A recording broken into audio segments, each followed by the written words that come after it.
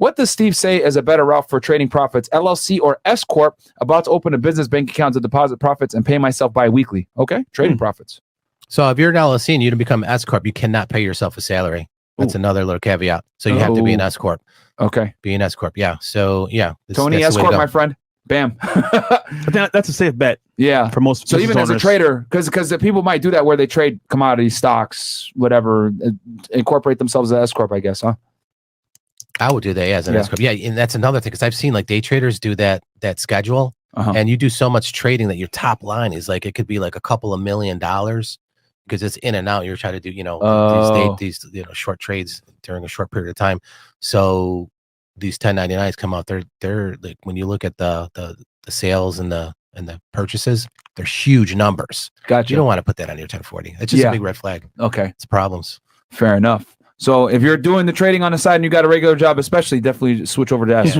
Marius Pagel goes, or Pagel, starting an online mindset coaching business soon. Would an LLC be beneficial right off the bat? Can I use traveling or home rental expenses as write-offs? Florida is my home state. So that's a great thing too. So that's another thing I'm going to do for you. Like, for instance, what do you guys do? Yeah. So definitely LLC, but you want to be an S-Corp. Yeah.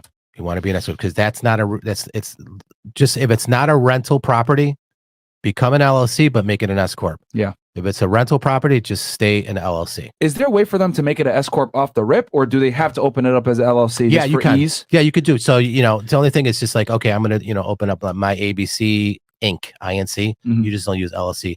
Yeah, you could just do a profit. But why? Just get the best of both worlds. You could get the limited liability plus the S-Corp status. So you're getting the best So of it's both like a worlds, hybrid. yeah. It's not a full S-Corp. When you have It's a LLC full first. S-Corp. It's treated for tax purposes. So why not get the best? The lawyers came up with the LLC. So use what they came up with, and the IRS is giving you the option to treat it as an S-Corp. So to get both. Okay. So start off as LLC so that you can go ahead and get both sides. But if you just open it as an S-Corp, you're not able to get the benefits of an LLC. Correct. Because now you're just treated as a straight corporation, S-Corp.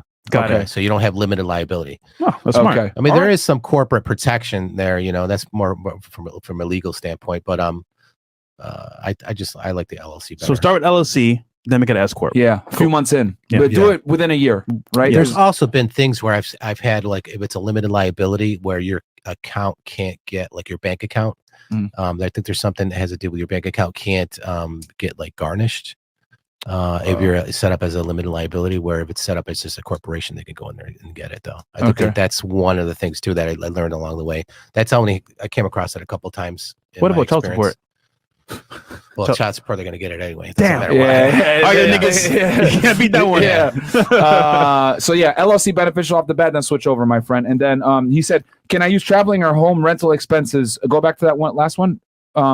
He's asking, can I use traveling or home rental expenses as write-offs? Yes. Yeah. So that's the thing. So I'm going to be doing like a special thing for like content creators where they're maybe running it out of their house. Yeah. So like that's going to be a special segment that I'm gonna focus on too. And they could write off up to a certain percentage, right? You take a percentage of the square footage, and then you could write off a percentage of your utilities, your interest, your insurance, so on and so forth. Rents, whatever you're paying for that house. Yeah. Gotcha. Cool. Elbow Ace goes LLC. That's 50-50 partnership. My brother and our business grosses about $250K a year. We file taxes as S-Corp, and our company pays us W-2s as employees. We don't have any other employees besides us two. Is this a solid structure for better tax purposes? Yeah, it's perfect. Yeah. That's perfect. Cool. 50-50. All right. Sweet. Good stuff, Albo. You're doing it right. The one Curiso, $5. Appreciate that.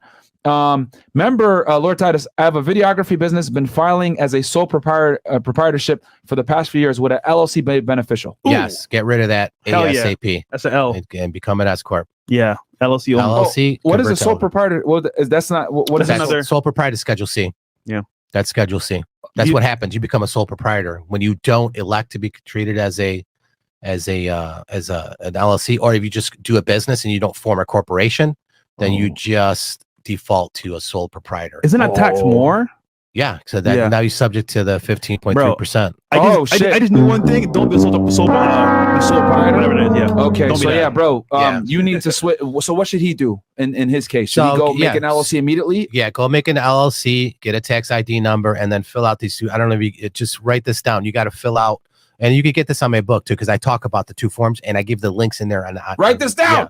So if you go in there and you DM me and you DM me Fresh and Fit in that book, I'm going to show you, walk you through the steps, where to start, what to do next, how to fill out that form, and then I'm going to be uploading some videos on there because you're going to have questions on how do I fill out this 8832 form? What box That's the do form I need for an to LLC? Yeah. Okay. So I'm going to have those two forms.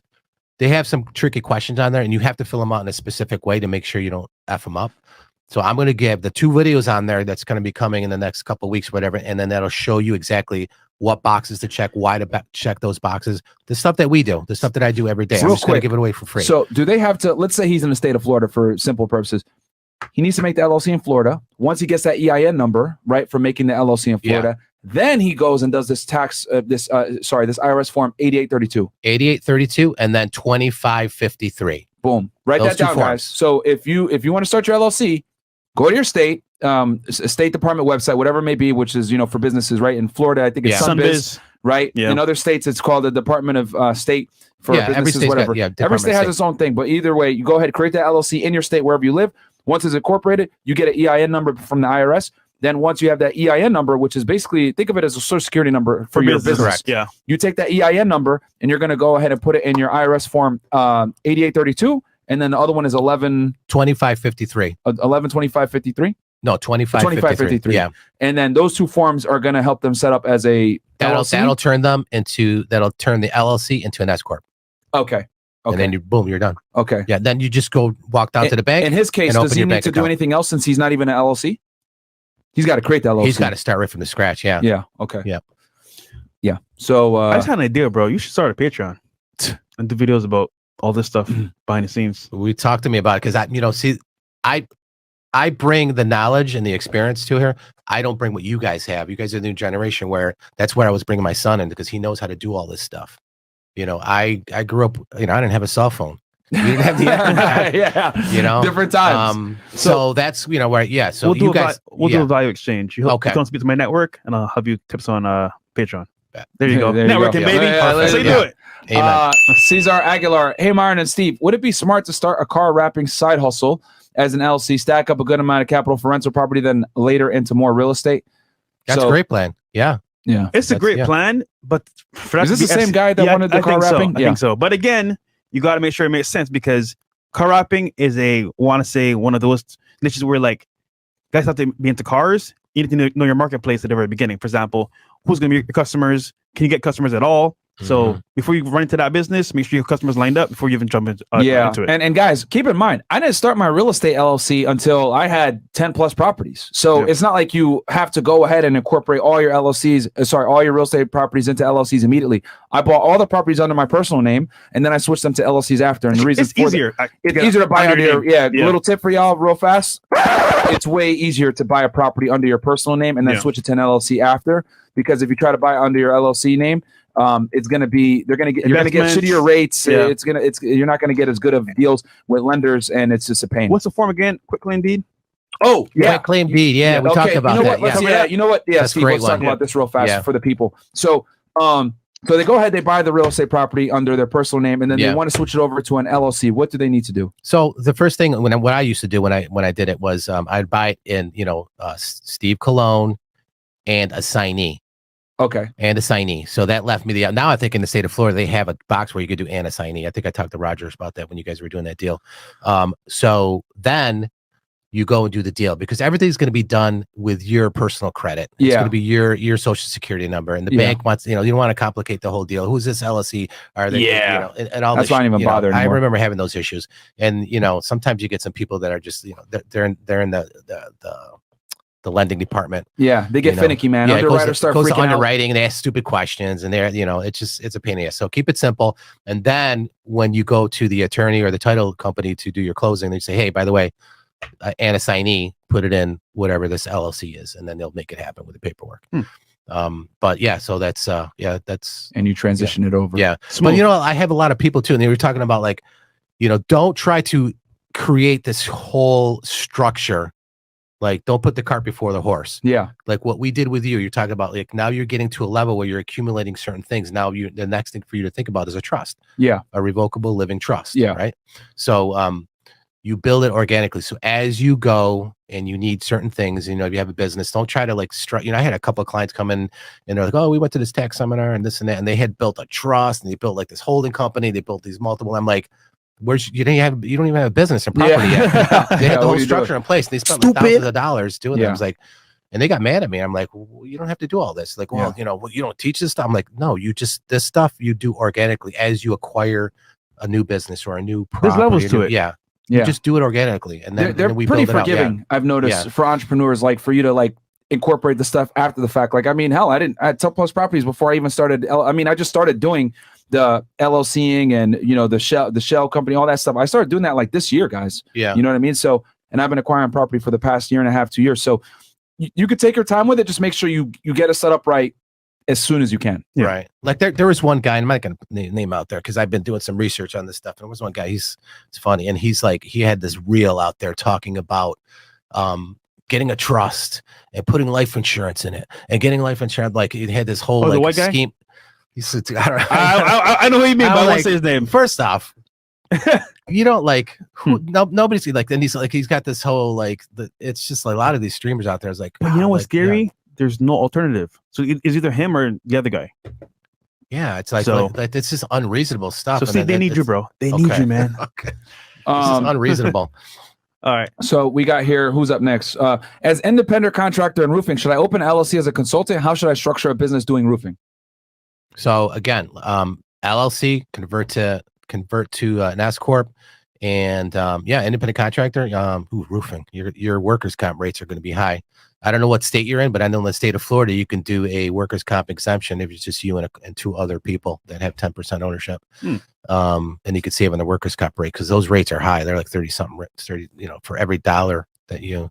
So if you're a small roofing company, it's just you, maybe a couple of guys. You can structure yourself where you don't have to pay that extra rate. Is it because of the liability of them hurting themselves? Yeah, they fall off. It's huge. Workers' comp. It's very dangerous. Damn. Okay. Menline goes, can you pay for business services overseas via crypto and claim it as a loss? Got workers in Chile, not a fan of $50 wire fee. Shout out FNF.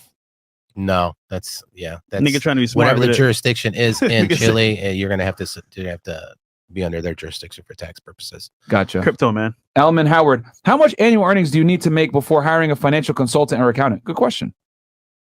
So, I mean, I say if you have a side gig and you're netting like $40,000 to $50,000 profit, you should already have started to think about getting a CPA firm to help you out. Okay.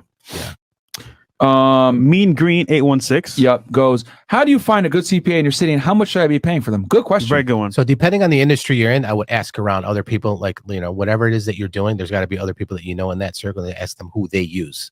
And typically, they see, and are you happy with that guy? So usually it's a referral. Yeah. So someone that's doing well in life, that's obviously well spoken for, has a good business. I'm just curious, brother, who's your CPA? And you ask them, and then they can help you out normally. Yeah, because if you have a specialized industry, I don't know what kind of work that you're doing, but typically if it's a specialized industry, you want to talk to people in that industry to say, hey, who do you use? And they'll refer you to somebody if they're happy with them. Yeah. Real quick, guys, do me a favor. We got 3,000 y'all watching over on YouTube and then another 3,000 or so on Rumble. Can you guys do me a favor and open up a tab on YouTube and come over and like the video on YouTube? Because as you guys know, we're in YouTube jail for about 2 weeks, so it's going to suppress us in the algo a bit since we're breaking out now. So it would really help with the algo if you guys went ahead and like the video. Comment below, for the algorithm or something like that. Helps us a lot. But yeah, guys, just like the video. Let's get 100% engagement because we're giving y'all a lot of sauce right now. This is life-changing information. If you want to help us, like the video and put #FreshAndFit under the comments. Yeah, on YouTube so that we can get back up in the algo. And then also open up a tab on YouTube and on Rumble. Watch us on both, man. The viewership is literally split right down the middle. The half of y'all are on Rumble, half of y'all are on YouTube. So just like it on YouTube for the algo. If you don't mind from the free sauce, like the video and put # in the comments, #FreshAndFit. Yeah, man, please. We really appreciate that, guys. Especially since we're just coming out of YouTube jail and giving y'all the sauce, man. Who else is giving y'all this kind of information? I mean, the S-CORP and LLC talk alone. Differentiating alone is like literally that's going to save you thousands upon thousands of dollars, guys. And guess what? In school, you don't learn this shit. They don't teach you that at all. No. I didn't even know it. No. Like until And then Steve saved me. If you do find out, it might be too late. Yeah. So H&R Block ain't gonna do this for y'all. Hell no, they I'll won't. tell you that. They're definitely They'll take not. your money, I though. paid less taxes. I paid more taxes with H&R Block than I did with Steve, making 10x the money with Steve. I mean, Yeah. I said out of jail. There was a Snipes. Crazy. Because of Okay, we got here. I'm a single business owner. I have an ATM business. Is it appropriate to have an LLC with ATM since it's passive income? Good question. Really good question. So that's it. Yeah. So it's ATM business. I can explain because I have Okay. one of these ATMs too. Basically, it's ATM you put at a location, and it just basically generates passive income for you. Should It's they? kind of like a rental property. Yeah, really. Yeah. It So is. I guess you Keep don't it have as under an LLC? Yeah. Yeah. It's simpler too. Yeah, no And need you're- for an you're- S-CORP on it's that. not- Yeah. It's not subject to self-employment tax. So Yeah. Yeah. Cool. And then Crying Frankenstein, like the picture, I think video is what he means. Like Crying Frankenstein, I appreciate that. Yeah. And guys, don't worry on the ATM thing. I'm gonna give you guys an update probably in the next month or two, with the ATM together and how my crypto ATM is doing, and show you all the numbers. I love to be transparent with you guys. Bree 831 goes, I have an appliance repair business looking to expand. What would you recommend currently a sole proprietor? oh, Shit. I have an appliance repair business.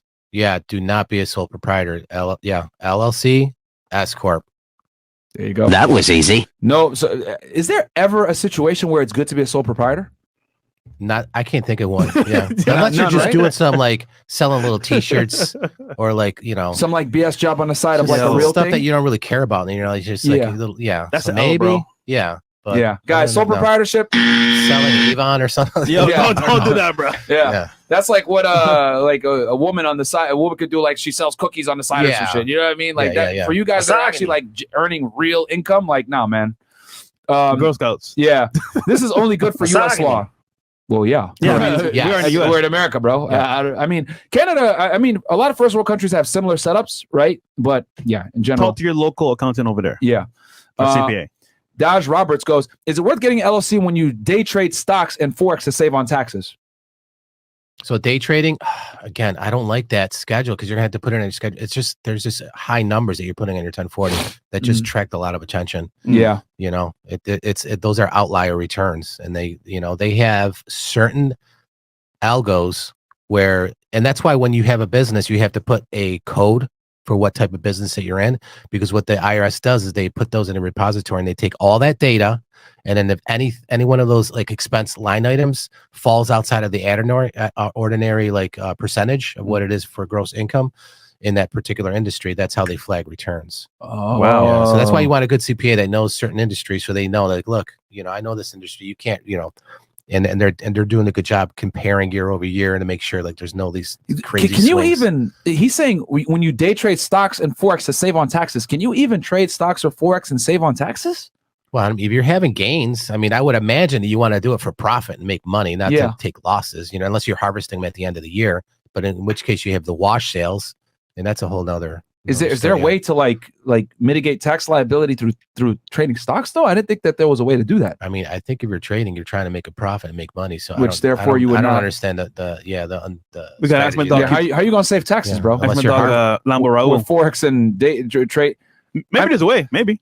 What people used to do at the Maybe end of the year, losses. what people used to they'd do at have the- to report losses though, right, to get those tax you can- benefits. right, but you have to harvest those like at the end of the year. You harvest them, but then what happens if you buy that stock back within 30 days, then you can't take that loss.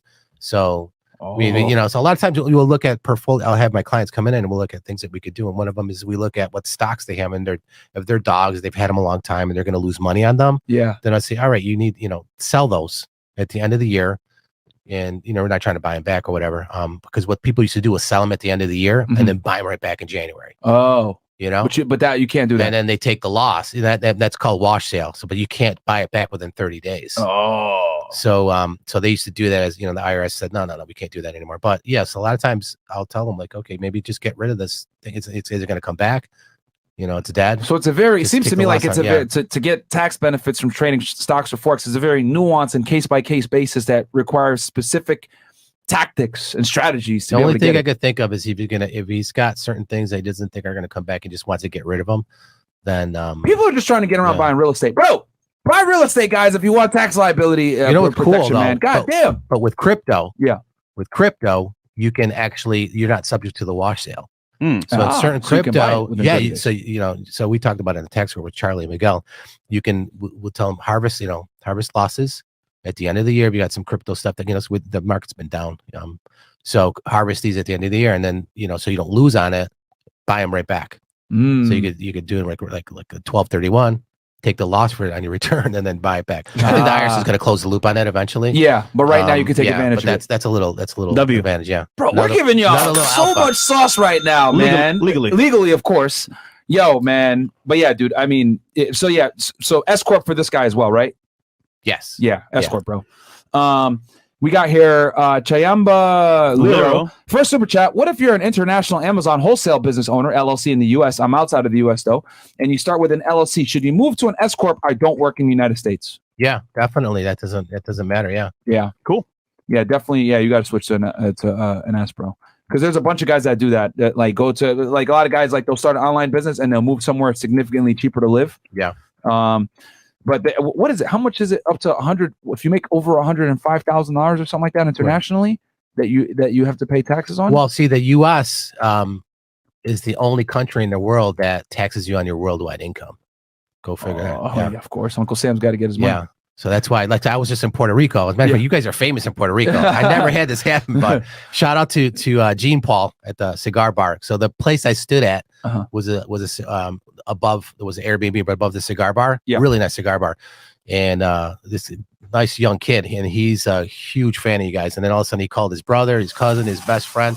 There, and the next day I was there. They were all there talking about you guys. That's dope, and man. I was like, yeah, I know. Yeah, I know these guys because the conversation just all of a sudden came up, and he started talking about it. I said, hey, you should follow these guys. He's, I know these guys. so shout out to Gene Paul. It's either a good response or a bad response. Well, with Fresh and Fit, even the owner, I think the couple of the owners, whatever, they like know you guys. So they said like, hey, if you guys ever want to come to Puerto Rico, you could do like, it's a really nice cigar bar. Yeah, right in Old San Juan. It's beautiful. Okay. Right next to the fort, and it's I've been there before. It's nice, but it's a lot of fun. Yeah. I don't know if I'll live there though. Yeah, that's the thing. There's certain areas that's what I'm doing. I'm setting up a business there. That's my whole purpose there. And but if I set something up there, I have to buy a property within 2 years. So yeah, so just I just want to throw that in there. It's great tax. There's a lot of crypto guys out there. Yeah. Like the whole Condado area is like all bought up by crypto millionaires. Oh wow. It's really nice. It's right on the beach. It's really, the food there, the restaurants are phenomenal. Isn't that where Logan Paul lives? Yeah. I think he has a crib out he's there. in Dorado, that's another really very exclusive. Yeah, he needs some help, area. man. Huh? Hashtag save Logan. Yeah, right. He married a girl that's been passed around Hollywood. If you know, you know. Or he's marrying her. Okay. Getting used to Big Bear, man. Can I do my do a LLC for my ecom business? I just started this year. P.S. Chris should just go bald. That 5 head isn't doing him justice. WMO. Can I do LLC for my ecom business? Absolutely. I just started this year. Yep. Any service or goods business that you're doing, I would definitely do LLC and definitely do S-CORP. Only when it's a rental real estate property will I just stick to LLC. Got it. Gotcha. All right. Richard? Or the ATM thing where I think the limit, if it's passive income and you're not active. It's passive income. You're not actively operating a business or an operational business where you're providing goods and services. Passive income, does it get taxed the same as earned income? Ordinary income. So earned income is income that is subject to self-employment tax because you're actually earning it and working for it. Yeah. Right? So then there's ordinary income. So that would be like business from business profits. Okay. And then there's earned income would be like earned wages, working. So earned income and ordinary income aren't the same. No. Okay. So earned income. That's why you have the Schedule C where it's like it's subject to self-employment tax. And then you break it out. So then you take the portion of that you're going to pay yourself as earned wages, and that's going to be subject to self-employment tax. The other one is going to be just ordinary income tax that you would pay for the rest of the profit. And passive income isn't subject to the same, I guess, tax scrutiny. Maybe that's my poor choice. So the thing with passive income is, yes, it's still subject to the same ordinary income tax rate. Mm-hmm. The only difference is you're limited on the loss that you could take. Okay. So if it's passive, you could only take up to a $3,000 loss per year. So in other words, so if you have gains and so basically you can't take more than a certain amount. You're limited on the losses you could take, which is passive. Okay. So yeah. All right. We got here Taylor Richard, getting a used car soon, about $9,000. If I start an S-Corp for my entertainment manager business, which I'll be my first client, but I'm in college to get the actual degree, can I write off the car somehow? Yeah, so definitely you're gonna go to your accountant. You're gonna tell him you got the car. You're gonna give him the paperwork for it, and he's gonna list it for you. He's gonna ask you how much do you use it for your business. Oh, I use it 80%. He's gonna list it for 80%. You're gonna get depreciation, a nice depreciation deduction on it. I have a lot of my clients. And this is going to become a good one. Again, like we're talking about, the market's going to be really good for cars. So if you have a business and you want to get a nice deduction, that's definitely a way to do it. So a lot of times that we have my clients trading out cars and getting new ones towards the end of the year to get a nice big tax break. And prompted from this question, is it better to lease that car under business or finance it under your business for the best tax benefits, you would say? I mean, it all depends on the rate. I would think right now, because the lease is nice because you could take, the whole lease payment on it, but the depreciation right now is really good. Excuse me, with bonus depreciation plus Section 179, if it's over 6,000 pounds, you could take the whole price of the car or whatever percentage of it that you're using. I thought it was 80% now. It's they dropped down for the bigger. Yeah. Wait. Because it's gonna that's gonna phase out too. So it's gonna, now it was 100 last year, 80 this year, then it's gonna go to 60 until every year it's gonna drop 20%. So take advantage of it now. 80% is still pretty good. It's still big, yeah. That's very important. So if someone buys a car right now, a Range Rover, one of these cars that's over 6,000 pounds, Rolls Royce for their business, right? They're able to write off 80% of the car's purchase price. And the other 20, how much they put down, which that's huge. So if it's worth 200,000, they're able to write off 160K in the first year. Yeah. Wow. And then the rest of the 20%, then you'll just take that over the next 4 years after that. Yeah. Okay. So wow. It's still a good deduction. Yeah. And I think that's where Fresh talked about, because a lot of people ask, oh, I want to buy a car. The only way it really makes sense to buy a car and lease it nowadays is if you're a business owner. Right. Yeah, pretty much. Right. Like if you're going to buy it as privately and you got a regular job, you're not really going to get much benefit from it. So if you're going to lease a car, guys, at least have a business or something so that you can get some kind of benefit. Right. It doesn't cost you anyway, so might as well get benefits off it. Yeah. Yo, guys, I'm a new. Don't do it through fraud, though, guys. Yeah. Zot G, yo, guys, I am new to Fresh and Fit, and I must say you guys have an amazing team. Shout out to the mod team and greetings from Netherlands. Shout out to you, bro. Shout out to the mods, man. Assalamu alaikum, habibi. Then we got here asked. Okay, I own LLC filed as S-Corp for taxes. Would you recommend I set up a private retirement account funded by my LLC to invest in real estate? So he says I own LLC filed as an S-Corp. Okay, would you recommend? Yeah, you could do a solo 401k. A solo 401k. You could even set it up as a Roth too. You don't need like the immediate tax deduction for it. That'd be the best way to put your earnings Roth in there. IRA? Yeah, you can put up to $66,000 in 1 year. And if you do it as a Roth, I mean, you could get the tax deduction on it, but then you're going to have to pay the tax when you pull it out. But I like the 401k because you could take loans against it. So you need access to that money. You don't have to wait until you're like, you're retirement age. Yeah. And so then you could take loans against it and then you could pay yourself back the interest as long as you set up the paperwork right.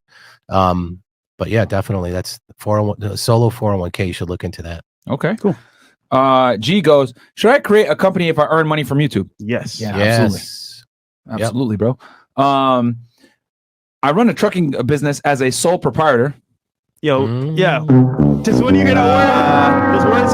Just started an LLC trading luxury watches. Should I switch this to an S-Corp and should I change my sole proprietorship business as well? Thank you, FNF the goats. Yes. All of the above. Yeah. So for your sole proprietorship, turn that into an LLC, then an S-Corp, and then your LLC, then your trading luxury watches LLC that you have, you need to make that an S-Corp as well. Yeah. So you should be running 2 S-Corps if I'm not mistaken. Yep. 2 different businesses. Yeah, bro. What are you doing, man? Come on. Just a question, Myron. Did these Money Monday things apply to Aussies? I might not have been paying attention. Sorry. I mean, this is the U.S. tax code, but I think the Australian tax code is very similar to the U.S. tax code. All the first world countries are. Canada. Yeah. Tom Wheelwright, Robert Kiyosaki's accountant. He wrote a book called Tax Free Wealth, and in that book, he put in the beginning that like all the first world countries have very similar tax codes. Yeah, they do. So obviously in the United States we're capitalistic, so we might get better tax benefits, etc. than some of y'all in these other countries, but it doesn't change the fact that you could definitely take advantage and make money in your respective country. We definitely have the most sophisticated and most complex tax structure. Yeah. On purpose. Just a question, Myron. Do these money? Oh, sorry, read that one. we got here, and guys, from this point forward, we're 20 and up. Yeah, 20 and up. Best way to find a mentor for your new business. So I mean, there's like, that's what I was talking about. Like, I'm going to have guests on my show that are just guys that you don't know who they are. They're quiet money and they're successful, and these guys will give free advice to you. Their gems. It's alpha, and they will sit with you and talk with you because they want. That's you're basically feeding their ego. They like that. They're like, okay, let me help. They'll help you out if you're really serious about it. You just walk in and say, hey, listen, these rich dudes, a lot of clout. These will be happy guys to help y'all. are bored. They made their money. They made their success. They're like, you know what? What do I do nowadays? And it's just like, if you are adamant about becoming better, they can see the drive in you. They see the ambition. You know what? Little Johnny, I got you, brother. I'm going to give you my knowledge. Yeah, if a young kid came to me and I said, hey, I want to know what it is that you do and how you do it, and like, how can I be successful at doing it? I'll sit down and give him all my time and tell him everything that he needs to know for free. If he's humble and willing to learn and listen, why not? Take him out to lunch. Yeah. Lunch is, spend $20. Well, if you tell me that, I'm going to say no, but. Yeah, but that's because you're famous, nigga. No. He could buy lunch for himself. Well, you know what I mean. Yeah, you offer. Yes. Hey, let's connect. I'll take you out to lunch. It's an offer. Yeah. Talk to rich guys. He'll probably give you free advice and pay the bill. Van Chazelle, $10. Appreciate that. Ghost Raven 226. If I start an epoxy and pressure washing business in a small town, what should I know about moving my business to another state with a bigger market? So basically, So get with you should probably get with a CPA because they'll tell you everything you need to know, whether you have to register for sales tax, what type of business license you need. They know everything when it comes to starting the business, and they don't charge a lot of money for it. It's not like they can do these corporations for you. Can they keep their business incorporated in their home state when they move? They can, but that's a pain in the ass though. If you're going to move the whole thing over, like then you got to go back and file over there. It's like, no, like I would just keep it all to that one state that you're in. Yeah. Okay. Keep it simple. Ghost Raven, if I start an epoxy and read that one. And guys, these came in after Mo, or these are early. Okay, these came in earlier, guys. So from this point forward, we're going to only read 20 and up, but I will read the ones that came in before. Steve, I have a midterm rental arbitrage Airbnb business where I manage real estate, but I don't own it. LLC or S-CORP? LLC, that's an S-CORP. Okay, because it's an active business, right? Yeah. So that's an example. That's more of an operation. That's okay. An operation. He's providing the service. Smart. So basically, because a lot of people do this, they don't own the property. They just simply get it leased out through Airbnb and they get a percentage and the owner doesn't do anything. So the owner is able to keep that as an LLC and passive income. You, on the other hand, since you're actively finding clients to rent the property, etc., and you're running it like a actual business, that's not considered passive income. So you need to S-CORP, but the owner can LLC it. I think I got to change my dinner plans. I got my reservation because I don't know what she's cooking over, but it smells delicious. I've been smelling it. Yeah, just back cooking some. So what do we got here? I understand the real estate strategy, but if I'm starting a business in, let's say, Virginia, should I do an S-CORP in Delaware or do I do it in Virginia? Is there an advantage? Again, now you have to, I don't know what the filing requirement is in Delaware. There's a return you got to file, right? You have to update it every year to keep it up. Let's say, should I do an S-CORP in Delaware? I have the LLC out of Delaware. Remember, this is real estate, guys. But you have to have an S-CORP. So you have a resident agent that has to like put their information in for that. Yes. Yeah. Yes, I did it. And then you pay a fee for that per year. Okay. Yeah. So but I have it as an LLC, not as an S-CORP, because it's real estate. And it's the parent company. Yeah. It's not your lower level. Okay, I understand real estate, but if I'm starting a business in, let's say, Virginia, should I do an S-CORP in Delaware or do I do it in Virginia? I think in your case, bro, if it's an active business. It's an operational business. I would do it in the state that you're in. It's in Virginia. Yeah. Do it in Virginia as an LLC, then switch it over to an S-CORP. But remember, my LLC out of Delaware is staying in LLC because it's a real estate business. That's why. Okay. DL Saint. This is the shout out to DL Saint, man. I really want to know podcast. Shout out to him, man. This is the message men needed to hear. Respect to Myron Fresh, Chris, Myron Fresh, Big Mo, and Chris. Shout out to brother Steve. Keep leaning from the front, John. I appreciate that, Saint, man. You, bro. Trying to get people to sauce, guys. Go check out his YouTube channel, by the way. He does a podcast where he helps guys. He has a lot of wisdom, a lot of knowledge from his years on life. Military vet, been around the world. Definitely someone that you want to watch. D House, $50. Need advice, 30 years old, 105K salary. I'm paying too much in taxes. I'm already maxing my company 401k match. So go DM me on there because I talk about W-2 wage earners just like you, and I give strategies in that one book. It's called the lie about tax. The first book that I'm going to send to you. Go in there. It's going to have strategies for W-2. There's like 10 strategies that you can apply. immediately for W-2 earners to lower their tax liability. Cool. Can you give us like 2 or 3 of them? So I mean, obviously you're maxing out your 401k, but you also can do a traditional or a Roth IRA. But the Roth's not going to give you immediate tax benefit. But what's nice about it is you can let your money grow tax free, and then when you pull it out, you get tax at the end. Yeah, gotcha. But if you want to save now, you could put a little more. You can put up $6,500 into there. Also, I don't know what type of work that you're doing. So you could look at different things where you might be able to take some advantage of some of the employee expenses. I know in your case where you bought your own Glocks and so forth like that, it wasn't that, but in some industries where you have, certain things that you can write off. But go in there. Yeah. There's, those will be the time that are going to apply in 90% of the cases. Yeah. Okay. So, unfortunate when you're W-2, you're very limited. That's why I like starting a business. If you have an option, good. Yeah, if you have an option to become a self or independent contractor, always opt for that option because now you got the whole tax code at your disposal. Bam. Nice. All right. We got here Eric Campos, $20. Appreciate that. To you. Thank you, my friend. Vigoronomy by Rod Eric goes, Fresh Fit Money Clips will help pass out the books. Thanks, Steve, for supporting the page. Shout out to you, my friend. There you go. What small business or side hustle would you recommend for guys in the military? Also, what do you guys think about AI OnlyFans business? Well, number one, with the military, you're a government employee, so you need to go ahead and get outside employment paperwork approved first and foremost before you do anything. That's number one, so you don't get in trouble, right? And I'll tell you that as a former government employee. And then as far as like a side hustle, what's your skill set, bro? I mean, I'm hoping that since you're in the military, you have an MOS. Hopefully that MOS can help you out in the civilian world, and go ahead and have a business tied to your MOS so that you're skilled in. I mean, what do you think, Steve? I agree. Yeah. I mean, when it comes to the military, I'm going to defer that to you because, as far as working with the government, but I have no idea what is the AI OnlyFans? Yeah. I mean, well, that's never going to get approved by the military. I'll tell you that right now, bro. You try to push that up through your chain of command, that's never going to get approved. And then if you lie and you say, oh no, it's just going to be a side hustle with AI, and then they find out after the fact that it's AI with OnlyFans, you might have Army CID knocking on your door. You know what I'm saying? Army CID, open up. You know what I mean? Because, bro, remember, when you're a government employee, you have to have a certain level of integrity and to whatever you do outside of the government. So if you're doing OnlyFans, that's essentially pornography. The government might look at it as pornography on the side. So, and I guarantee your chain of command won't approve that. That could jam you up in the future, have you a part of internal investigation, administrative investigation by Army CID. All it takes is one person to hate and say, look at this guy, he's doing OnlyFans on the side with AI, he's doing pornography. And then bam, next thing you know, you're getting a court martial and you're over. And the other thing too is with the the military courts, like, you have less rights than as a private citizen when you're being charged criminally. When they're hitting you administratively in the military and you go through the military courts, bro, that jag is going to fuck you up. Wow. So these are things you got to keep in mind when you're in the military, guys. You don't have as much freedom as a private citizen to do certain things. So yeah, bro, just be very careful. I mean, what do y'all think? I agree. Especially if you got a clearance. Absolutely. Especially if you got a clearance, they're going to come and they can revoke your clearance.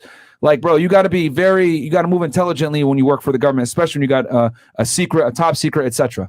clearance, SCI. That stuff is all going to be unfavorable. And all it takes is one person to snitch and hate on you and be like, oh, look at this guy doing this stuff. And then bam, internal investigation open on you. Army CIDs at your door. Yeah, it sounds cool, but I wouldn't tell or NCIS or whatever branch you're I wouldn't tell anyone what you want to do with that. Yeah. Yeah, but it's going to have to go up the chain of command anyway. Your superior is going to know what he's doing. So yeah, don't do the OnlyFans stuff, bro, if you're going to be in the military. That's my suggestion. Don't do anything that could be looked at negatively.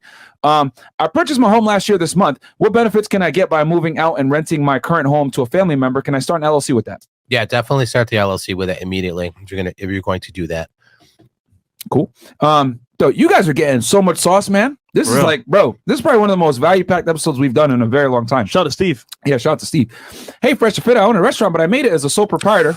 Wow. Yo, stupid. This is hold the hell no, bro. Hold the hell no, bro. Just hold it. Just hold it. It's fine. As it's my first business and didn't have much help, I worked with what I got. How can I go about making it an LLC S-CORP? Is it even beneficial to do that with a restaurant? Most definitely with a restaurant. There's so much liability in there. It's incredible. Yeah, do that like ASAP. But see, that's the problem. Plus the tax savings on it. It's like But here's the question: how long does he have the restaurant open? Yeah, well, yeah. So you're gonna come up with a name. You're gonna start from scratch. Okay. And you're gonna go sit down with your CPA. So if it's been under 2 years, he can probably still convert it to an S-Corp maybe. No, he's not even an LLC. He's just a sole proprietor. He's nothing. Yo, he's just operating the business under his own name. Is the issue though? We've been taught the wrong way to do business, or not at all. Yeah, and we run into things like this, and it's like, wait, why am I not getting full benefits? Because we don't know. All he did was basically like you could do it here in Florida. You just go in there. All he has is a fictitious name or like it's like a DBA, doing business as. DBA. Yeah. And so, whatever the name of the restaurant is, and he's putting that on a schedule. Damn, he get taxed like crazy. Yeah, he's probably paying employees and man. Under table cash. Yeah, bro. yeah, dude. Yeah. You need it. It's like he needs to do it like right now as he's watching the show. Like yesterday. Make an LLC right now, bro. While you're watching us live. Like yesterday, bro. Okay, Jesus, come on. Yeah, Jesus, make that LLC right now, and then you're gonna go ahead and turn that thing into an S-Corp. Illegal, bro. You're legal. Get that taco truck. Get the taco truck. Make an S-Corp. Come on. Hey, you're racist, bro. Just kidding. It's okay. It's Puerto Rican. Yeah, he's one of them. He's one of them. Super Guts goes. I have a couple of trustworthy friends, and we would like to know how we can all go in on the umbrella S-Corp while owning separate properties that have equitable shares in the properties based on our ability to fund the accounts. Okay, so they're properties. You don't know. Okay, so again, we're talking about properties. So I have this in my business as well, too, in my CPA practice. So you guys will probably be, obviously an LLC, but then what happens is it's a multi-member LLC. It's not a sole member LLC. It's a multi-member. So you guys will default to a partnership. And again, it's real estate rental activity, I'm assuming. So you can structure it that way. It'll be a separate return, but you'll have partners. It'll default to a partnership tax return, not an S-Corp. Okay. And guys, do me a quick favor. I'm looking right now. We got 3,000 y'all watching on YouTube alone, but I see that we only have 1.9K likes. Guys, damn, bro. I need y'all to stop what you're doing. See that like button right below the video? That little thumbs up? I need you guys to smash that like button right now. We should be at 100% engagement for this video because we are giving you guys so much sauce right now, helping y'all. We are literally saving y'all thousands of dollars right now as we speak. And also, the real supporters that support Fresh and Fit, do me a favor. Hashtag Fresh and Fit in the comments down below. That's all we ask for, bro. It's free. Literally comment it right now as you're watching, guys. Boom. That's it. Like the video, man, because we're giving you a lot of sauce. You guys have been requesting this episode for a long time, by the way, too. And now you got it. And you guys are getting it. And we're answering your questions. You guys have one of the best accountants literally answer your questions right here, right now. Better yet, Steve, for a regular appointment with a CPA to talk about these things. I was just going to say that. Okay. How much does it cost? So anywhere from $300 to $500. I know if I have a consult with someone and say, hey, what I got to pay? It's typically anywhere from $300 to $500. So this would be equivalent to me, instead of doing a one-on-one with someone and giving advice and telling them exactly what they need to do, you're getting it for free. W. So, and just like the video. Yeah. That's all you got to do. And DM him to get his free 2 free books for y'all. Yeah. How to set up your LLC, switch it over to an S-Corp, and then how to 10 ways to mitigate your tax liability as a W-2 employee. Because a lot of you guys have regular jobs and you want to be able to go ahead and get some tax benefits and lower what you pay. Could only imagine being 18 years old hearing this info, bro. Bro, I wish I had the curve, bro. I'd be smarter. Man, and if you're going to be obviously, but guys, comment it in the comment section. I see you guys putting hashtag Fresh and Fit. Not in the live chat. Comments. Put it in the comment section. Put hashtag Fresh and Fit. Shout out to you guys. Just below, click comments, Fresh and Fit. Boom, hashtag Fresh and Fit. Or for the algo, we appreciate it. Sorry, you had something fresh you were trying to say? No, or Steve? Oh, so what I was going to say is you don't need to be an expert actually on a tax code. I don't expect anybody, but I want to break things down and explain. These are the things that you need to know if you're going to be the business owner and you're going to be successful. You got to get the team in right in the beginning. That's what you did. Yeah. That's what you did too. And that makes a difference. Not only did you save thousands of dollars in taxes, but you also got good advice going forward. Yep. And also, basically, you're going to get this information for free. So, I mean, that just definitely, those 2 books that I have would be like if I had a client come to my office and sit down, these would be the things that I would be explaining to them. Yeah. Step by step. For absolutely for free. He's not trying to make $1 off y'all. Just go on his DM on him on Instagram, and he's literally going to send you the book for free, which is crazy that he's doing that. But okay, Steve. Yeah, like he's doing. Hey man, doing it for the passion. Like the video, guys. I see 2.2K. We should be at 3,000 right now. 3,000 right now. Lord, what do we got Lauren. here? Lorraine goes.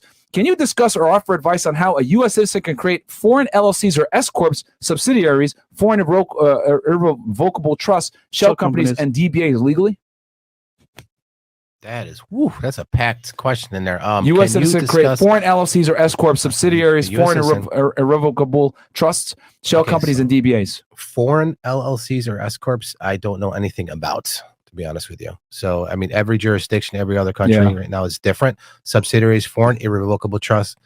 I no comment on that one. Sorry. Got it. Yeah. Appreciate the if you're gonna, you got to look into the countries for which you're trying to do these things. Every country is different, bro. Yeah. So he wouldn't be able to tell you that because it depends on what country you're trying to do it with. Yeah, he's not there. So what else we got here? Shout out to Wayne. 10 YouTube memberships. Thank you so much, man. I appreciate that. Shout out to you, Wayne.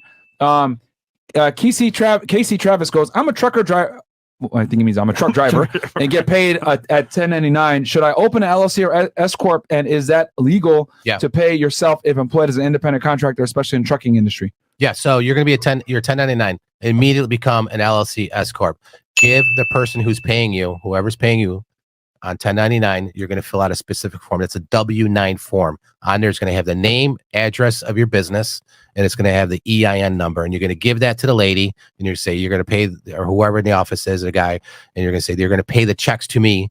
Now, here's the W-9. You sign it, and you say, I want the checks to come here now. And that's what's a W-9 form? So W-9 is basically a form let's say I hire him to do some consulting with me, and I'm going to pay him as an independent contractor. He's going to form an LLC. He's going to give me a W-9 so I can pay checks to that LLC, and then I know at the end of the year when I give him a 1099, I have the proper tax ID number, the name of the company, and the address. Okay. So he gives that to me, and he signs to say, please, Steve, give me the checks in the name of this LLC. Bam. Yeah. I didn't know that truckers can be 1099 employees. So for all you guys out there, because a lot of truck drivers actually listen to us. Yeah. Yo, try to be a 1099 guys if you can, and that way you can write off more and more aggressively deduct your taxes. Absolutely. That's legally. That's smarter. Yeah. So and file your trucking company as a LLC and then switch over to an S-Corp. S-Corp. All the truck drivers out there, because a lot of y'all listen to us. Free game. There you go. Parismo HD goes, just finished my LLC paperwork for my mobile body paint repair company. I have the capital to purchase a van in between $6,000 to $10,000. Do I open a business account and purchase it, finance, or just buy it out cash? Thanks, uglies. Good question. Great question. That does not matter whether you buy it with your personal check or not. As long as you have the paperwork to support that you're using it for your business and you have the paperwork that you purchased it, you just give that to your accountant. They will accept that. Most, 90% of the company vehicles that people write off and purchase, they purchase them in their personal name because their businesses are new. They don't have established credit. Yeah. So they just typically buy them in their name. And then I still list them. The IRS doesn't care as long as you're actually using it for business purpose. Yeah. That's all that matters. They don't care they don't care how you procure it. No. I think another important thing too, bro, is if this vehicle that you're about to buy is over 6,000 pounds, maybe finance it. That's a great, maybe financing it versus buying it, cash, all cash, yeah. Because then you can actually get. Remember, like we said before, what is the? Do you know the statute that Section 179? Section 179 allows you to go ahead and write 80% off of a 6,000 pound or more weighted vehicle. And there's also bonus depreciation too that you can actually put it. So yeah, bro, if the vehicle it's a van, so it's probably going to be over 6,000 pounds. Buy that van, finance it. You can buy it under your personal name and still get the tax benefits, and you get 80%. So if it's $100,000, you can write off 80,000, and then you get bonus depreciation on top of that. Amen. There you go, my friend. Well, we just say, man, bro, what other YouTube channel is giving y'all this kind of sauce? I don't know anybody. Dave Ramsey? Not even him. I was just kidding. Yeah. Don't get into debt, man. Yeah, don't get into debt. Don't buy really. Credit cards. Credit cards. Don't do it. You know what I mean? And it's like, bro, like I get it. Like here's the thing. I like Dave Ramsey. Generally, it gives you very good financial tips for someone who's kind of a moron with money. Yeah, it's what I call retard-proof advice. Dummy-proof. But if you're a guy, you want to be a business owner, you want to be a real estate investor, you have to take risk. And taking risk a lot of the times means using other people's money, investing it into your business or an asset class, and then making money back from that and aggressively reinvesting it. So if you have if you're watching us, you're already RP aware and understand how the world works to a degree. You have some level of competence, some level of critical thinking skills. If you're watching content like ours, you're not necessarily a slave of the matrix if you're watching this stuff. So, dude, you can exercise this discipline to take that money, invest it properly, and funnel it into a business versus funneling it into stupid stuff that isn't going to make you money. Amen. Well said. Yeah. Persian Prince. Yeah, thank you guys. Thank you for this, guys, especially the nugget behind why register the S-Corp holding company in Delaware. I'm at this decision stage on my real estate business, so this was helpful. We got you, my friend. Yeah, because having it out of Delaware, like I said before, it allows me to get a business credit card that allows me to charge everything easily to Is this one. guy snitching on himself? Oh, money I made under the table. Yuri Bezmenov goes, bought a rental house with money I made under the table over the last 10 years. Oh, man. Okay. Here Allegedly. Haven't filed taxes in roughly 10 years. Is that his real name? I hope not. How can I protect myself when filing? How do I claim my money saved to purchase rental to pay minimal tax? This guy, bro. This dude. FBI, open up! Nigga, you go. So first off, I would never suggest anybody to do what you're doing, obviously. But first thing I do when I get clients like you, because I do, they exist. Yeah. So here's the first thing I would do: get your transcripts going back 6 years, because the IRS only goes back 6 years. Okay. Get them. Step one. And what do you want to do? You want to find out in there has anybody filed a 1099 on you that require you that triggers their filing requirement? If not, and there nothing shows up, don't snitch on yourself, obviously. and I just, I would say, hey, you got a 1099 for 25 grand. Did you know that you had that? You didn't file? Let's get that filed. Sometimes these guys wind up getting refunds. The problem is you can only get those refunds. They expire after 3 years. So we don't do that in a timely manner. But if you have nothing on your transcripts and they're just empty, then you really don't have anything in the IRS computer system that requires you to file. So you're probably okay. How the hell did you buy a rental house with money you made under the table when you must have bought it cash? No doc loan. Yeah, there's no way he used the loan. Unless maybe he had a lot of money to put down on it. Yeah, maybe he had cash. I mean, bro, I'd be interested how the hell he either did it with private equity, aka hard money loan. You know what time that is, or he bought it cash. On YouTube, I'm not even gonna go further than that. You guys know what that sound effect means, though. So yeah, So pull your transcripts. You could pull your transcripts. Or he got a plug in the setup with somebody. Yeah, that's a good question, though. That's a very common thing, especially here in Florida. When I came down here, I'm like, what's wrong with these people? You didn't work at 10, you can't even file your taxes. Yeah, because I came from New York, and more people are more compliant there. Yeah. Than here. And then you come down here, it's just people crazy. do weird odd jobs. I know people Miami and that Florida, only take money in cash, and these are like celebrities, and these people are actual presidents. And I'm like, what are you taking money in cash, bro? I have a doctor. I have a doctor with an established practice. It does very well. This fucking guy hasn't filed his taxes in over 10 years. How do these guys get around? I don't know. So I got the first thing I do is I pull the transcripts just to see what's there. See what the IRS has in their computer system on you. They're going to say, catch me when I die, nigga. Catch me when I die. All right. Okay. Where are we at here? Yeah, Yuri. Listen to what Steve just told you. Keep yourself out of jail. Shout out to the IRS for gifting 10 YouTube memberships. Yeah, he's watching. YouTube, IRS is in the chat right now. RP Josh, I have a cleaning business and a painting business with my brothers-in-law. They are from Venezuela. I can't have an LLC taxed as an S-Corp, so should I leave it as a LLC or a C-Corp? Now, the thing with when you go to S-Corp, there's one nuance is you can't have any foreign members. So I don't know if they're U.S. citizens or not, a resident, but that's the thing. Is so you'd have to, whoever the person is that's going to be ultimately in the form the S-Corp, you can't have a foreign resident or foreign individual on there. Why does he how about if he just does S-Corp by himself and pay them out as 1099? Yeah. There you go, my friend. Yep. That's probably the best way. Do the S-Corp, get the tax benefit, and then pay them off from a 1099 perspective. Yeah. That's exactly what I was suggesting. Have a high 5-fig a month online business. Our LLC is currently set up in Delaware with a registered agent. Now we're looking to set up in the UAE free zone. Any tips registering internationally while living in the United States? Yeah, no, I don't. Sorry. This is strictly U.S. tax code. Yeah. Guys, and we're going to, there's a lot of questions here. Yeah, guys, we're going to have to bump it up to 50 and up for questions, but I will read the ones that came in. Let's see here. Aaron M. Angus, hey, FNF, I'm just tuning in. I love what I'm hearing so far. Are you guys also going to cover business credit card today while Steve is here? No, but we will cover that on another episode because we knew that we would have a lot of certain time free. I knew you guys were going to have a bunch of questions. So we kind of gave the sauce, and then now we're answering questions. But we will do a business credit card episode either next Monday or the Monday after that. We're debating whether we're going to do travel credit cards first or business credit cards first for 2023. Probably travel. You know what? Mo, do a quick poll in the chat. See what they want on YouTube. Do a quick poll. Business credit card or travel credit card first, and then that'll be what we cover next Monday. Okay, so what else do we got here? Brian Grant goes 24 years old, 62K, W-2 worker, and have an LLC for business services company operational for less than 1 year, making less than 10K for this a year. Suggestions to lower personal taxes due. Good question. A lot of people are in this position right here where he has an LLC. He's making 62 from his W-2 job. He's making about 10K from his side hustle. How to lower personal taxes? I mean, so basically, 1 year LLC. I would still do the S-CORP, even though it's 10 grand. I don't know. I'm hoping that maybe you're going to make more than 10 grand on this business going forward. But then from there, now you're opening up yourself up to the entire tax code, and you can write off your phone, you can write off your car, any travel. You know, right now, a big thing that people are missing, the IRS is giving everybody 100% deduction for meals. Oh, really? So I take a lot of clients out. Wow. 100%. Yeah. So I write off all my meals, 100%. They did that because that was under Trump, right? Yeah, Trump because COVID. Okay. Because COVID, yeah. So they got decimated with all the shutdowns with COVID and stuff. So to kind of stimulate the restaurant business back. So they Steve, you know what I did, bro? Remember I told you when me and my sister an employee? Yeah. So I made her an employee whenever we go to eat. It's a write-off. Yeah. It's a write-off. That's a business. She's like, oh, you're so nice, brother. That's a business meeting. Right. That's a business meeting. Yeah, that's an employee meeting.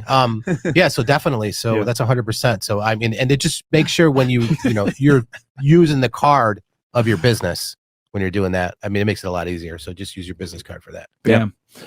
I have a lawn service here in Louisiana. I'm just it's just me doing it. Should I keep it as an LLC? S-CORP, my friend. Yeah. Switch that thing over ASAP.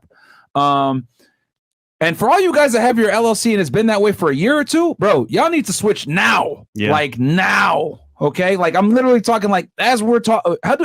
Okay. Let's say someone is watching, listening to this podcast right now as we speak. They have a side hustle. Maybe they're at their W-2 job. They've had their LLC open for a year. What should they do right now to switch over to an S-CORP?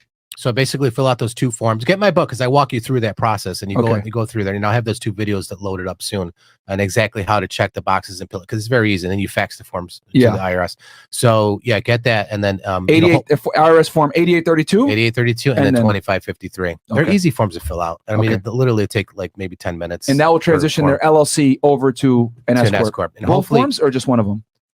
Both forms. You're gonna need both. Yeah. And then so basically, but there's one, because if you're late on it, then you have to check a certain box to say I'm asking for late relief, and I'll explain that in more detail. That's what I'm going to walk you guys through, because I don't even like doing this stuff, honestly. So I'm just going to give it away for free, because when people come to me, I don't want to do all this stuff. So I'd rather the client do it, and there's no value in me doing this for them. You know what I mean? Okay.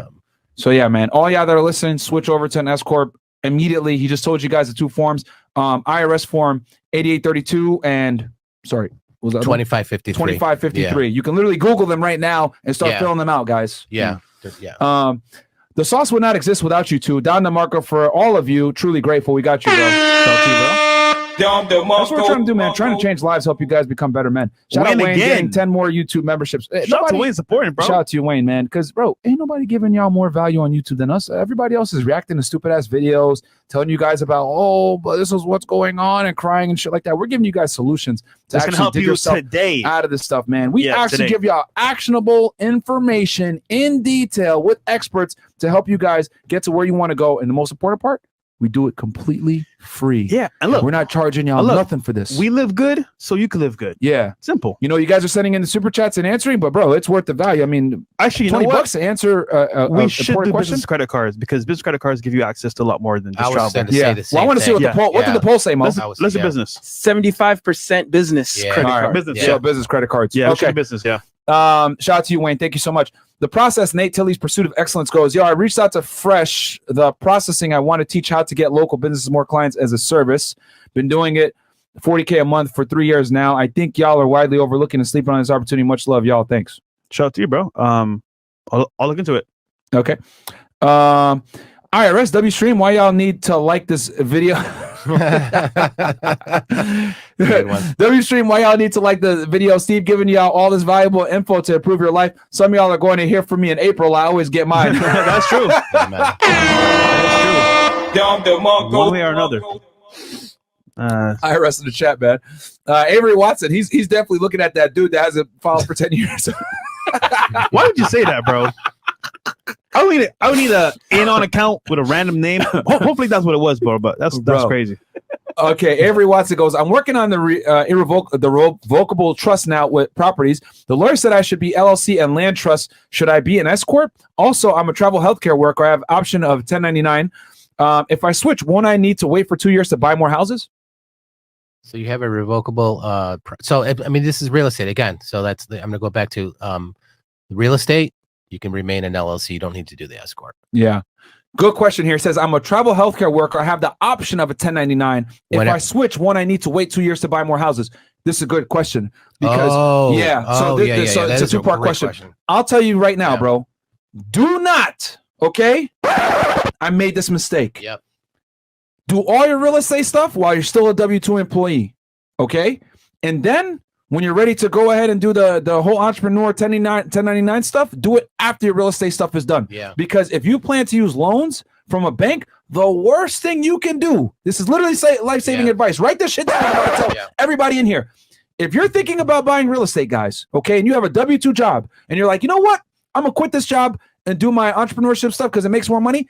Don't do it. Stay with your W-2 job because lenders like to see consistent income from a safe job 2 years over you being an entrepreneur. Because if you are an entrepreneur, what they're going to say is, we want 2 years of tax returns with your entrepreneur venture. You're not going to have it because you just started it. So stay at your W-2 job, do your side hustle, get the real estate, and then once you're done and you're prepared to go ahead and go 2 years without buying real estate, then you can go ahead and transition and go the 1099 entrepreneur route. Because I'm telling you, it will mess you up with getting loans. Here's another golden one. And that's great. Yeah. That's perfect. Yeah.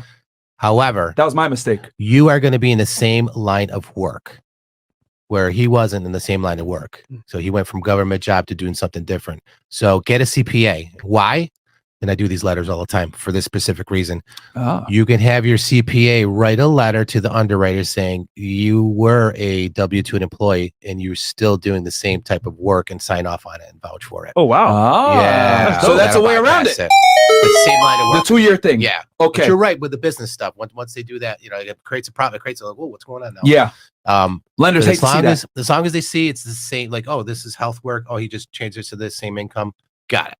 Okay. Yeah. So you need a CPA. You need a CPA to do it write for you a letter. Yeah. So form a relationship with that CPA because you're going to need somebody to help you with the S-CORP stuff and the tax filings on that. And then they're going to be able, once they need it, they're going to ask for it, and he could do the letter for you, or she could. Fantastic, dude. That's literally life-saving advice because so two options. If you're, let's say a traveling healthcare worker, like traveling nurses do this a lot, etc. And you want to go ahead and go the 1099 route, and you're staying in that line of work, and you're just switching to 1099 so you can get better tax benefits. Make sure you get that letter from your CPA, because then it'll kind of be, hey, still same line of work, same earning, pretty much. Boom, they could write. What does it got to be notarized? Probably. No, they just sign it. I just put it on a letterhead. I write what I say, like, what do they need to hear? Okay, and that suffices most of the time. Yeah. Okay, so that'll suffice for the lender. Or if you are going to go and do, let's say, a completely different side hustle. Let's say you want to be a fitness instructor, but you're also doing the nursing thing. Then nah, man, just wait, get your real estate stuff done before you quit that job or decide to go the entrepreneur route, because I made that mistake. I tried to pick up real estate property as once I left the government, and it was a lot harder for me to get a loan, guys. Yeah. Even if you're making a bunch of money, they don't care. They want 2 years of tax returns. Yeah. And tell them how many CPA letters did you need on a lot of deals, because these banks were they're being bitches. Yeah. So Steve wrote me a couple of letters, guys, to get around that stuff. So they just put them there. They don't even look. They just put them in there. And they want more profit loss statements. It's going to be a pain in the ass, dude. So that's another thing too. Yeah. Is if you're going to get into business, get yourself reading a financial statement for dummies. And I'm not even kidding you.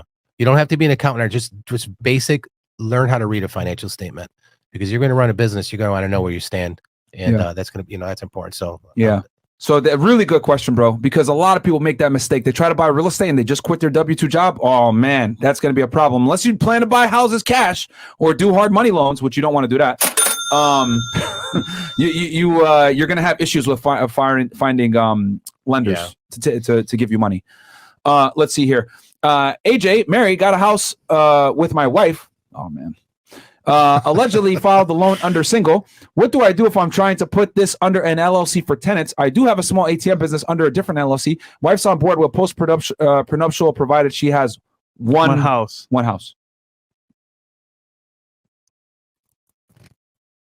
What's your thoughts on that, Steve? So Mary got a house with under single. Allegedly filed the loan under single. Trying to put what this do under... I do if I'm trying to put under my LLC for tenants? Well, she's now on. He's married now, though. So LLC filed the loan single. So now you're on the hook for the so she has access now to rights to the property, but you're on the hook for the loan liability 100%. That doesn't seem very fair. I do have an ATM business under a different LLC. Oh, yeah, keep that separate.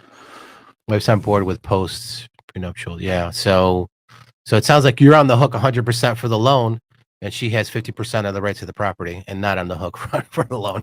Because he got the house while he was married with her. So it would be considered marriageable assets at that but point. Then he's probably put her on that title too. They're both, but then the loan they're going to come after him for the loan. Hey man, come on, man. Yeah.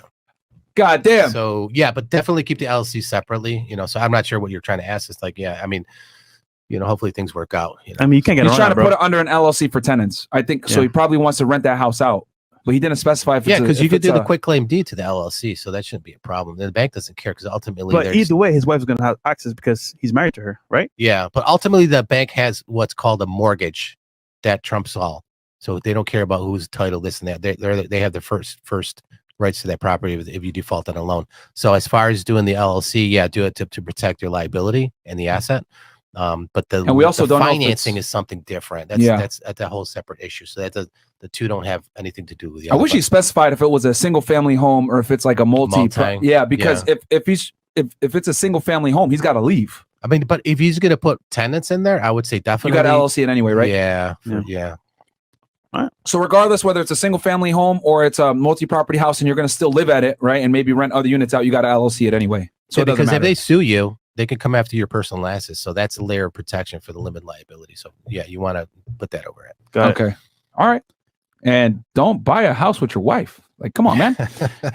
Shyam Balero goes, wait, no foreign owners. So as an Amazon wholesale FBA owner, US LLC, not from or live in the US, from Africa, no excuse being broke.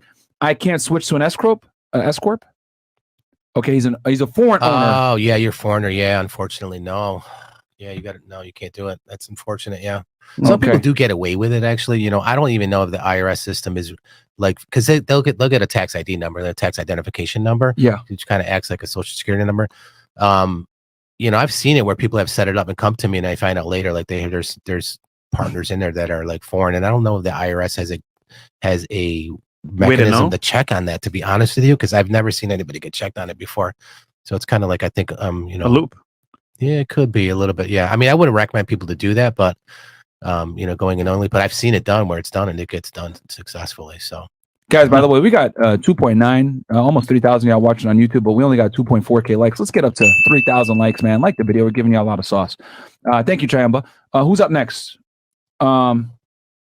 Rumble Rants. What about these other guys here below? Or those came up before? Cut off because we're tight on time. Okay. So but did they come in before? No, these are later. These are later. Okay, guys. Yeah, 50 and up for the super chats, guys. Rumble Rants. DeAndre Reason goes, if you have a business you want to transition into an S-CORP but also plan to invest in rental properties, how should you set that up? LLC, no S-CORP. Yep. LLC for real estate property, guys, because it's considered passive income. And then if you want to take it a step further, like I do, you can have one shell corporation out of Delaware, and then that controls all your LLCs that are per each particular property. Yeah, and then each property is going to be a separate LLC. Yes. With a separate account. With a separate bank account. Yep. With your EIN number. And I will talk to you guys about, me and Steve are actually in a process right now of setting up how to collect money from tenants, how to pay utilities, etc. That's going to be on the next episode of actually managing all those different properties and collecting money from tenants and doing it in a way that won't pull your hair out. Oh, that's great. Yeah, we got something. We'll do a full episode for y'all on that. Me and Steve are right now in the process of setting up the system, but I will tell you guys how the system works as soon as we have it done. That's going to be really valuable for you guys that have multiple doors. Yep. That are going to have multiple doors. What's up, gents? I currently have an LLC. I'm a 1099 truck driver. I want to have my own fleet of W-2 trucks drivers working for me, and I want to invest in real estate eventually. Should I still switch to S-CORP? Yes. For the trucking company? Yes. Absolutely. What else here?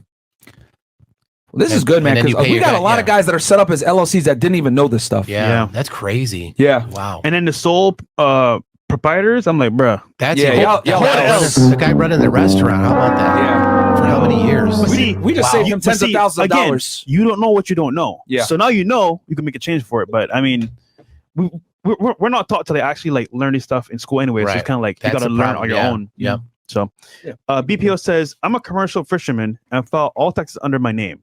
Is there a more advantageous way to approach taxes for my own owner-operated fishing business? Yep, I got a few of them. Yeah, so definitely, you want, and you know what? Because you're buying a lot of gas, you get a tax credit for the fuel.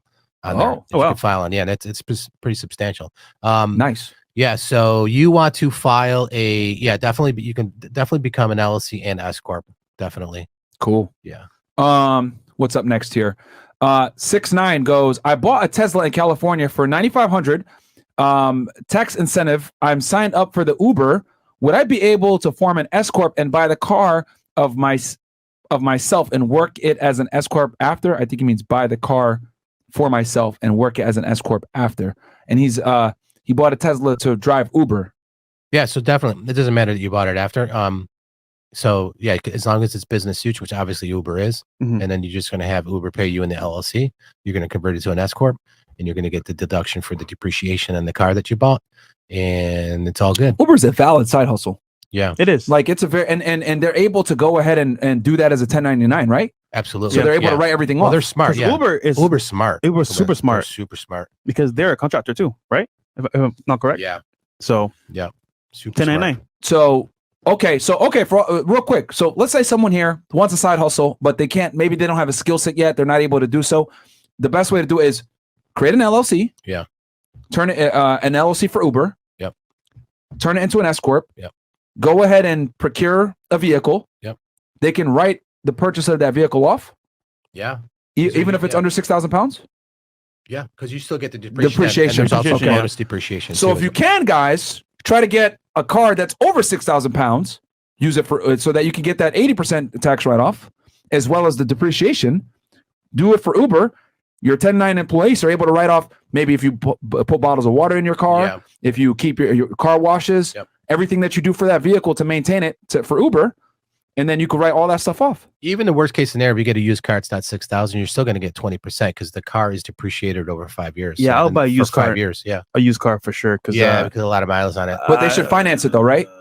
If it's over 6,000 pounds, depending on the price on it. I know the rates right now are kind of tough. The thing Uber though, you're gonna put miles on a car and it's gonna fuck it up. Yeah, I would definitely not buy a brand new car. Not to do that because I did it at the beginning of my career and it was. I know. No, you don't, bro. That was a great one because I had the X-ray company. I bought a fleet of Honda Elements because we had these X-ray machines going in there. Yeah, and I bought them all brand new, thinking it was all cool and everything, you know. And then I winded up like we drove so much. Is to buy a used pre-owned car over 6,000 miles and.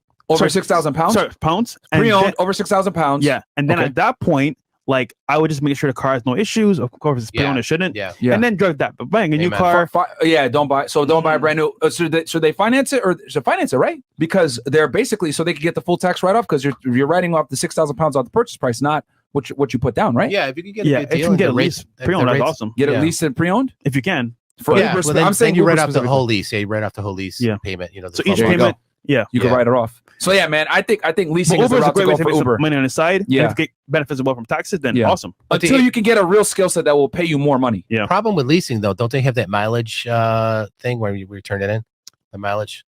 They do actually. So I would go use. Like that's what I did. That's what I meant. Yeah. Actually, you know what? For Uber itself, because the miles, you want to finance it, and then 6,000 pounds, like you're saying. Okay. Yeah. Bam. There you go. For all y'all that want a side hustle, that's Uber right there. Back in the day, bro, when I did Uber, there was a big surge, like almost every weekend. Yeah, bro, I made hella money, bro. I remember, I'll never forget. It was New Year's, and it was like everyone was out partying. I was on Uber, bro. I made that one night, bro, $1,000. Wow, that's awesome. Yeah, and I did only 12 trips. Wow. Airport, Fort Lauderdale, Las Olas to Miami. That makes sense. Back up. Airport. It was like, bro, money raking in. But nowadays it's tough though. Yeah. So you know what, man? We should probably do an episode for them on literally you want a side hustle, just a whole Uber guide. Bro, I got all you did it, right? I got all my shit back home. I made my notes, everything like that. We could do it. We can do it for y'all because a lot of these guys that are young might not have a skill set yet to make a viable income on the side. Yeah. So what we could do is we could tell y'all, hey, this is how you can make money on the side from your job. The car to purchase. Or use your full-time job until you get a skill set. How to purchase it and then go into details about Uber. Yeah. Because Uber, you can absolutely make money and get tax benefits at the same time. I didn't even think about this. There's smart people that they work maybe 40 or 50 miles away from their house and they sign up for Uber or Lyft. And then what they do is they try to get a ride going back to pick up a couple of rides to either to work or back to work. Because they got to go there anyway. So then they'll pick up a ride and say, okay, I'm available. They'll pick up a couple of rides, drop them off before they get to work, go to work, and then try to get some rides after. I've met a couple guys like that. Damn. Smart. Yeah. That's clever. Guys, 2.5K likes. So we're giving y'all all this sauce. I need you guys to like the video so we get to 3,000 likes. Come on, man. Like the video because we're giving you guys so much goddamn value right now. It's wild. AJ. We've been going 2 hours plus giving y'all nonstop, constant value, man. Single family home, VA loan. She's Colombian, wanted no part in the purchase. Stay at home, Colombian. I found y'all after the fact. Yeah, you fucked up. Doing a Chris Crow method. Appreciate what y'all do. Looking forward to the business CC video for leveraging capital. Yeah, man. Yes, we got a single family home, VA loan. She's Colombian, wanted no part in the purchase. Good. But bro, if you bought it while you were with her, bro, she's Colombian. Yeah, she might. She don't want to part now, nigga. Yeah. But after the fact, she go all that part, nigga. If you're married to her, if you married her and you bought the house, bro, then that's considered. I mean, watch her episodes with the divorce attorneys. They'll tell you that's considered. And hopefully you didn't bring her from Colombia. Marriage asset. You definitely did. Is she automatically entitled to 50% of his military retirement? When I don't know if they got married. I don't know if he's married. Yeah, he said he's married. Yeah. See, that's the thing with the military last shot, thing. That's like this same guy. Oh, this is the same guy. Oh, so, yeah. He is married. Oh, man. Okay, and it's a okay. So following up, okay. So it's a single family. So he's gonna have to move out to rent it. Yeah, you're gonna have to move out more than likely to rent that thing. So yeah, you got an LLC anyway. She wanted no part in the purchase, but bro, she might still be entitled to some of it. If I was because you bought it when you were married to her. If I was a Colombian girl, hey man, she don't know what she don't know. I'll say the same thing. Yeah. You better not let her hear this call. Hey man, she better not be watching this podcast with you, bro. Yeah, bro. Hey, honey, no hables English, correct? Correcto? Perfecto. She probably sitting there so right now watching this thing like, okay, we got this, boy. She better not be watching this with you, bro. Woo! Yeah, man. All right. What do you guys think about real estate wholesaling? Great way to get your feet wet in the real estate game early, but you don't want to be doing that all the time, bro. You use that to get your feet wet, and then you actually want to go ahead. Bro, y'all don't want to be these people that are just leasing Airbnbs or doing wholesaling or whatever. You want to be the actual owner so you get the real tax benefits from real estate. So you want to hustle at the beginning, become a business owner, and reap the benefits with passive income at the end, pretty much. Yeah, because a lot of y'all that do like wholesaling and do Airbnb arbitrage, etc. Y'all are doing all the work for the owner, and he gets the money and he's getting all the benefits, and he ain't doing nothing. I think they call it like grunt work. Yeah, you're doing a lot of the grunt work for him. Pretty much. You're making him all the money. Exactly, you're making some money as well, but bro, why not? And he's getting tax benefits. And then they say, "Oh, I'm an entrepreneur, bro. Look at me." I'm like, "Shorty, you're a worker." You're a worker, shorty. You're a worker, bro. You out here working for a ninja that really owns the property, that's getting all the benefits. He's just pimping you to go ahead and find tenants for Airbnb. Come on, man. Spell entrepreneur. Yeah. ENTRPENE.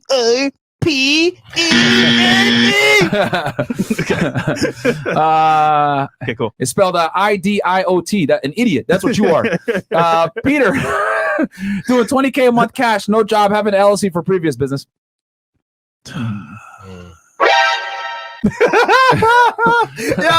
it says it's been tingling. Yeah, tingling. Okay, wait, bro. Hold on. Okay. Cash. Come on, man. No job. Yeah, have an LLC from a previous business. Any advice on how to set myself up the right way to look good for the IRS? Come on, man. Entrepreneurial. What's your thoughts on this, Steve? Yeah. Get somebody to write that. He's like, get somebody. Yeah. Hey man, you know what you gotta do, bro. You said do a 20K a month. Turn cash, yourself no in. job. Turn yourself in, bro. Turn yourself in now, bro. Bruh. Okay. Yo, but I will say this though. I know guys that have that same setup and they'll like just blow it in the club. He's scamming or doing something, bro. Put as marketing in the club, buying bottles and buying tables. But I like the 20,000, but no job. Hey man, he did Uber, bro. He just took it in cash. Yo. I don't know if it's some of y'all, if y'all be serious sometimes with the stuff y'all be saying, bro. Like, you gotta be trolling. Yeah, man. Forget about it. This guy, bro. Oh Lord. Okay. Yeah. You need to find a job to You need to find a job, bro. Oh man, That's Steve. funny. Yes. This was 2 hours of nothing but value. facts. That was great. I And was like, wow. I looked at the time. I was think like, the chat got so much value from you, bro. Yeah. They're like, they owe you some money, man. Yeah. that's No, awesome. kidding. Timestamps That's are going to awesome. be down below in detail, by the way. But where can they find you? And any last comments or thoughts for the chat? So definitely, just DM me if you want those 2 free books, because I have it on a SAM card where you actually have to pay for it. So one's like $7, the other's like $26, whatever. So I'm going to give those to you guys free. For free. And again, that's like having a free consult. Look, I would sit down with a client like for an hour, and that would be like a $350 or $400, whatever consult. So take advantage of that. DM me at Seeing Beyond the Numbers. That's for on Instagram and on YouTube as well. I don't really have much on the YouTube side of things, so I'm going to start with the Instagram stuff. But in the coming days, weeks, months, there's going to be a lot of content, a lot of informational stuff. And we're going to bring you back probably with Roger to talk about how we set up Yes. my real estate properties and how to set up a system to get paid without headaches, collecting late dues, all that stuff. I'm going to go over with y'all how to systematically, right, collect rent from your tenants in a no-nonsense, headache-free fashion. I've went through the headaches already. I've already evicted a couple of tenants, etc. We're going to go over the do's and don'ts. Roger's my property manager and my real estate agent, and Steve is my accountant. So we're going to go over detail how I do everything, guys, and we're going to be real transparent with y'all, man. We give you all the sauce. Yeah. So my brother and my father had large buildings in New York City. In New York State. They had like a couple hundred apartments, and they could have benefited from that system that Roger and I were talking about. Yep. We're almost done with it, guys. Really good. That's really good. I'm we very could probably impressed. do it by next month. I think we'll be fully up and running. We're like 80-90% of the way, guys. And then once it's up and running and everything is being collected correctly, etc., I'm going to show y'all A to Z how to set up once you have real estate property. And it's actually, you know what? I wish I had done it sooner. I know. I wish I had done this shit sooner, man, versus doing it all at the end. And I'm going to teach what a you headache guys that you would have saved. Yeah. Right. Yeah, man. So we'll literally walk through with y'all, because being a landlord, if you don't do it right, we'll create a lot of headaches for you guys. I'm going to teach you guys how to avoid a lot of the headaches that I endured. At least you got your hair back. I got my hair back. Between dealing with during the daytime dealing with real estate, and then at nighttime dealing with annoying girls. So guys, he is Steve Colon. Go check him out at Instagram, Seeing Beyond the Numbers, man. We gave y'all 2 hours plus of value. A lot of this stuff is life-saving stuff that will save you tens of thousands of dollars if not millions. on taxes, if not millions, for all you guys that have big businesses. Check him out. His links are all below, guys. Get the free books. DM him on Instagram. Just type in Fresh and Fit on Seeing Beyond the Numbers, and he'll send you his 2 free books, one on how to mitigate your tax liability as a W-2 employee, and the other one on how to set up your LLC properly and then switch over to an S-CORP, which we already discussed the benefits of doing so, multitude of different benefits. And Steve, I'll give you the last word. Yeah, and that one's on, it's got the rental stuff with the cost segregation and depreciation and all that stuff for rental. That's specific for the newbie getting into the rentum. And I do cover a little bit about the program that you're talking about with just a tiny bit in there, but it's not very detailed on that section. But yeah, definitely get that. There's a lot of good information in there. And that's it. It's always a pleasure to be here. I'm really glad that you guys are, back up and running, and things are going good. And this is like, these are the shows that matter, man. That really matter. Like this is the whole reason why you guys do what you do. So